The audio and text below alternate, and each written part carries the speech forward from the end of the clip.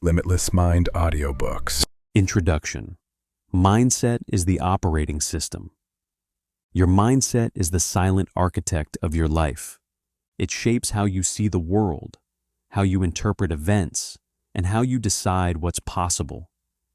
It is the lens that colors every thought and action. If your mindset is coated with doubt, distraction, and fear, you'll find yourself stuck in the same cycles. Busy, but not productive. Moving, but not progressing. Dreaming, but never doing. No amount of motivation will override a broken system. But here's the truth. Your mindset is not fixed. It is not carved in stone. It is like software, and software can be rewritten.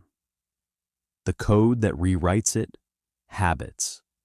Every habit you practice is a vote for the person you are becoming. Habits don't just shape your actions, they rewire your brain. They carve pathways of thought, identity, and behavior until they become automatic. Change your habits, and you change your mind. Change your mind, and you change your life. Most people chase big changes, the new job, the big goal, the overnight transformation. But the brain doesn't rewire through rare breakthroughs. It rewires through small, repeated habits. The little things you do daily become the foundation for how you think, how you feel, and who you believe you are. This audiobook is your guide to the habits that will reprogram your mindset for growth, clarity, and strength. Inside, you'll learn how to guard your attention in a world of noise, how to build discipline through small wins, how to transform failure into feedback, how to anchor yourself in daily stillness, and how to stop reacting and start living with intention. These habits are simple, but they are powerful. Practiced consistently, they will rewire the very operating system of your mind. Because your future doesn't depend on willpower or luck. It depends on the habits you choose today. So take a breath. Get ready to rewrite the code. Because the life you're chasing is waiting on the other side of the habits you're about to master. Chapter 1. Guard your attention. Your attention is your most valuable currency. Where it flows, your energy follows. Where your energy goes, your life grows. But here's the problem. In today's world, your attention is under attack. Every notification, every headline, every algorithm is designed to hijack your focus. Companies spend billions engineering distractions because your attention is their profit. And if you don't guard your attention, you lose control of your life. Think about it. How many times have you reached for your phone without meaning to? How often do you sit down to work and end up scrolling instead? How many hours slip by, filled with noise, but empty of meaning? This is the hidden cost of distraction. It doesn't just waste minutes. It rewires your brain for shallowness, for constant craving, for short bursts of novelty instead of sustained depth. And the more distracted you are, the harder it becomes to focus when it really matters. But here's the shift. You can rewire your mindset by changing the habit of how you handle your attention. The habit is simple. Curate your inputs. Just like your body becomes what you feed it, your mind becomes what you consume. Junk information creates a junk mindset. Empowering information creates an empowered mindset.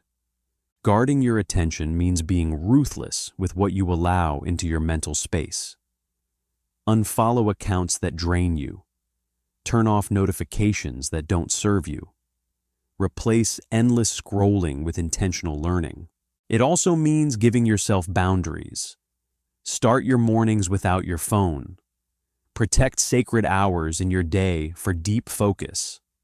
End your nights with quiet instead of noise. At first, it feels uncomfortable, like cutting off a constant supply of stimulation. But soon you'll notice something powerful. Your mind feels lighter, clearer, more your own. Because when you guard your attention, you reclaim the steering wheel of your life. You stop being a passenger pulled by distraction, and you start being a driver who chooses where to go. Guard your attention, and you'll find that everything else, focus, discipline, creativity, growth, becomes possible again. Chapter 2. Small wins build discipline. Most people think discipline is about massive willpower. They imagine waking up one day transformed, never skipping workouts, never procrastinating, never breaking promises to themselves. But that picture is a fantasy. Discipline doesn't appear fully formed. It's built, one small win at a time. The brain is wired to follow identity. Every time you complete a habit, no matter how small, you're casting a vote for the person you believe you are. Brush your teeth, and you confirm, I'm someone who takes care of my health. Write a single page, and you confirm, I'm a writer. Show up to your workout, even for 10 minutes, and you confirm, I'm disciplined. It's not the size of the action that matters. It's the consistency. Small wins compound. Each one strengthens the neural pathways that form discipline. Over time, the brain shifts from, I'm trying, to, this is who I am. The habit is simple. Stack small wins daily. Start embarrassingly small. Read 2 pages a day. Meditate for 1 minute. Do 5 push-ups. The goal isn't to impress anyone. The goal is to build momentum, because momentum is stronger than motivation. And here's the secret. Discipline grows in the act of showing up. You don't wait for willpower. You train it. You don't wait to feel ready. You build readiness through repetition. Over weeks, small wins grow into routines. Routines become rituals.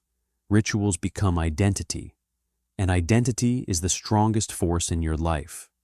You no longer have to force discipline because it flows naturally from who you believe you are. So stop waiting for the perfect day, the perfect mood, the perfect motivation. Choose a win so small you can't fail. Repeat it daily. Let those wins rewire your brain until discipline stops being something you chase and starts being something you live. Because success is not built in one giant leap. It's built in small, steady steps that reprogram your mind for strength. Chapter 3. Reframe failure as feedback. Failure is one of the most misunderstood experiences in life. From childhood, we're taught to fear it. A bad grade means you're not smart. A rejection means you're not worthy. A mistake means you're not capable. And so we avoid failure at all costs. But here's the truth. Failure is not final. Failure is feedback. Every time you fail, life is giving you information. It's showing you what doesn't work. It's pointing you toward what needs to change. Failure is a mirror, not of your worth, but of your strategy. The tragedy is that most people never see it this way. They treat failure as proof of who they are instead of proof of what they tried. And because of that, they stop trying. But the ones who grow, the ones who achieve mastery, see failure differently. They don't ask, what's wrong with me? They ask, what is this teaching me? The habit is simple. Reframe failure as feedback. Instead of running from mistakes, study them. Ask yourself, what did I learn here? What can I do differently next time? How is this experience shaping me into someone stronger? When you approach failure this way, you remove its power to paralyze you. Instead, failure becomes fuel.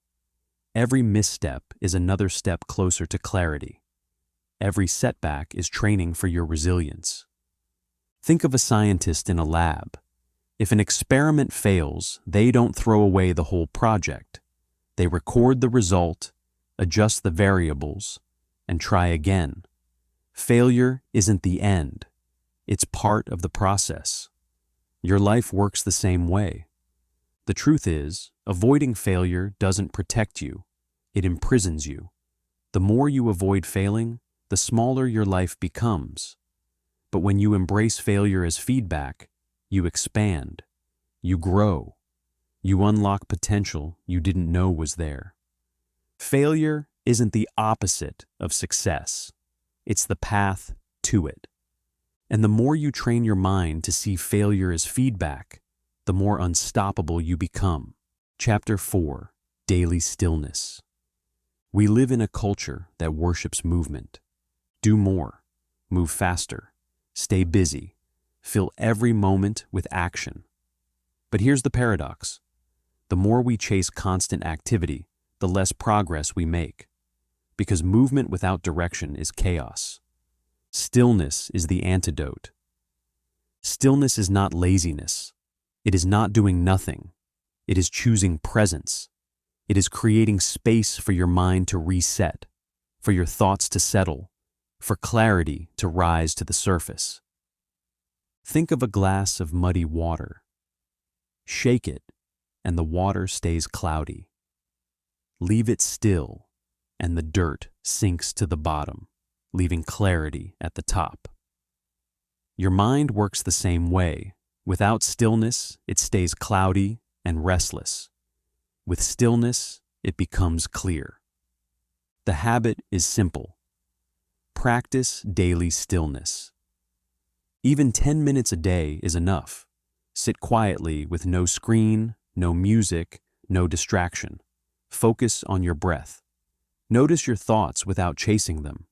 Or pick up a journal and let your mind empty onto the page. At first, it will feel uncomfortable. Your brain, addicted to noise, will fight against the silence. You'll feel restless. You'll want to reach for your phone. That's normal. But if you push through the discomfort, something powerful happens.